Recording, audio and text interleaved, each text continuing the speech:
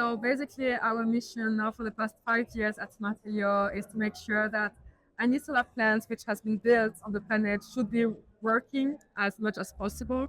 So we can really prove that such investment is profitable and therefore accelerates solar adoption worldwide. So I had like a really nice opportunity to speak on stage with different players in the Swiss market. So I was able to share a bit like on our experience regarding predictive analytics and how we are able to do such magic, let's say, in solar industry. And it was great to also share about like our journey, like how we're able today to do what we're currently doing and what is the impact on our different clients and what are like the future steps for us.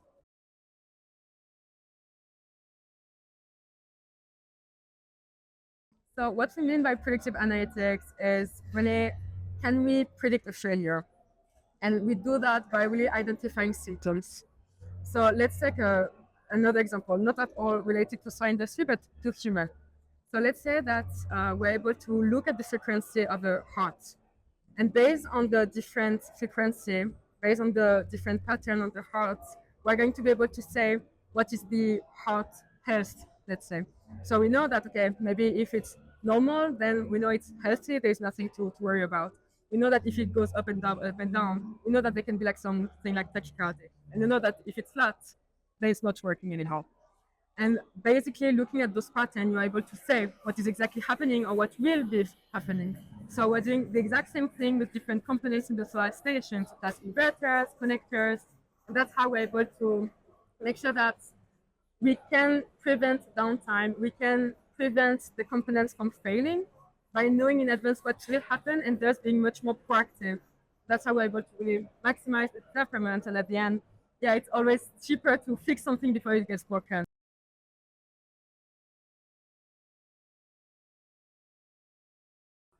So we can really notice a shift from the industry, but more specifically like from the mindset of the different players.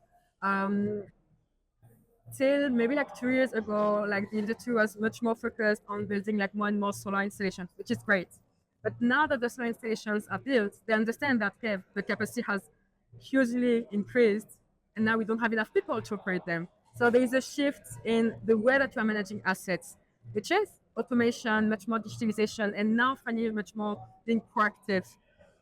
Um, so the way that we have also adapted our solution is, of course, we're always doing like automation, but now it's very important that since there's a lot of data, there's also now a lot of information. How can we make sure that this information is highly actionable for people to being able to do something about it?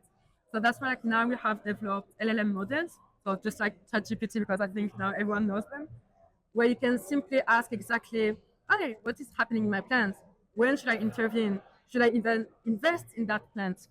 Any questions that sounds very important, but sometimes it can take hours, if not days, to even find one answer. And now just within seconds, you're able to find the information that you are looking for.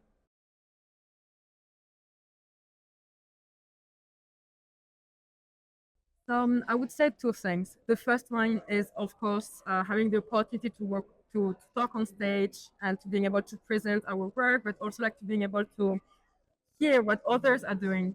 Because at the end, we are all trying to solve the same issue, or at least like to work towards the same direction, which is energy transition. So it's very great to hear and very inspiring as well to hear all the progress that the industry is doing. The second one is networking.